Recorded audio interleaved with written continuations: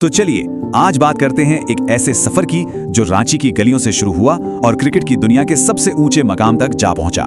ये कहानी है कैप्टन कूल महेंद्र सिंह धोनी की। और ये बात है ना, ये सिर्फ कहने के लिए नहीं है, ये धोनी के पूरे जीवन का निचोड़ है। उन्होंने करोड़ों लोगों में ये यकीन जगाया कि आपके सपने किसी बड़े शहर या बड़ी सुविधाओं के मोहताज नहीं होते। तो इस कहानी की शुरुआत कहां से करें? जाहिर है वहीं से जहां इसकी नींव रखी गई थी, रांची में। अब देखिए, इसमें सबसे मजेदार बात क्या है, क्रिकेट तो धोनी की पहली पसंद था ही नहीं। वो तो अपने स्कूल की फुटबॉल टीम के शानदार गोलकीपर हुआ करते थे। ये तो उनके कोच की तेज नजर थी, जिन्होंने उनके गोलकीपिंग स्किल्स को देखा और कहा तुम विकेट के पीछे खड़े होकर देखो, और बस वहीं से भारतीय क्रिकेट का नक्शा बदलना शुरू हो गया। लेकिन ये जो स्टारडम की चमक है ना, इसके पीछे एक लंबा संघर्ष छिपा था। चलिए देखते हैं कि ये सफर कितना मुश्किलों भरा था। जरा सोचकर देखिए, एक तरफ देश के लिए खेलने का जुनून और दूसरी तरफ परिवार को संभालने के लिए एक सरकारी नौकरी की जिम्मेदारी। धोनी ने सालों तक इन दोनों चीजों को एक साथ साधा। प्लेटफॉर्म पर टिकट चेक करते थे, लेकिन दिमाग में हमेशा क्रिकेट का मैदान ही घूमता रहता था। और जब सालों के इंतजार के बाद वो बड़ा मौका आया भी, तो शुरुआत कुछ ऐसी हुई जिसकी किसी ने उम्मीद नहीं की थी। अपने पहले ही इंटरनेशनल मैच में बिना कोई गेंद खेले 0 पर रन आउट। सोचिए, किसी भी नए खिलाड़ी का हौसला यहीं पर टूट सकता था, लेकिन धोनी किसी और ही मिट्टी के बने थे। और फिर आया साल 2005 और श्रीलंका के खिलाफ वो एक पारी, 183 रन, वो भी नॉट आउट। इस एक पारी ने पूरी दुनिया को दिखा दिया कि ये लंबे बालों वाला लड़का सिर्फ हिटिंग नहीं करता, ये मैच जिताना जानता है। उस दिन एक खिलाड़ी नहीं, एक सुपरस्टार पैदा हुआ था।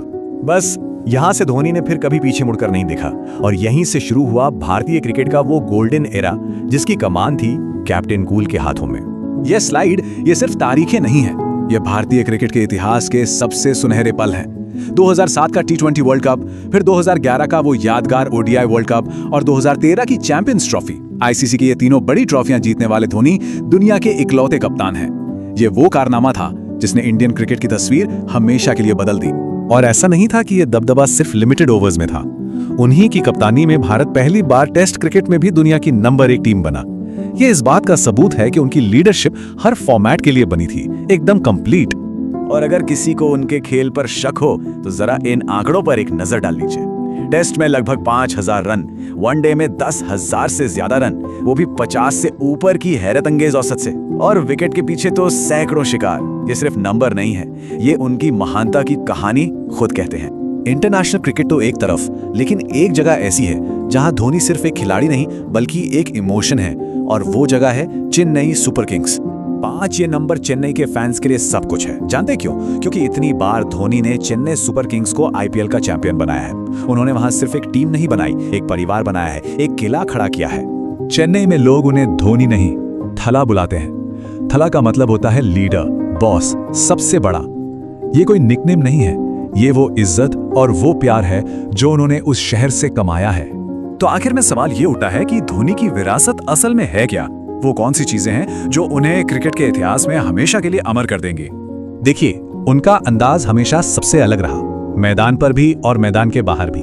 टेस्ट क्रिकेट से रिटायरमेंट लिया तो सीरीज के बीच में ही, बिना किसी को बताए, और जब इंटरनेशनल क्रिकेट को अलविदा कहा तो बस इंस्टाग्राम पर एक छोटा सा वीडियो डालकर।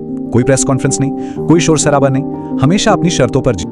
उनकी पूरी विरासत को ना हम 3 हिस्सों में समझ सकते हैं। पहला, वो दुनिया के सबसे बड़े फिनिशर थे जो हारी हुई बाजी को आखिरी गेंद पर जीतना जानते थे। दूसरा, उनका वो कूल माइंड जो सबसे ज्यादा प्रेशर में भी शांत रहता था।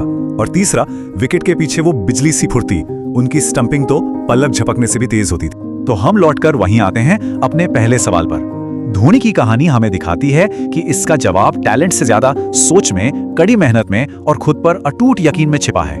उनका सफर सिर्फ क्रिकेट का नहीं बल्कि उम्मीद और विश्वास की एक मिसाल है।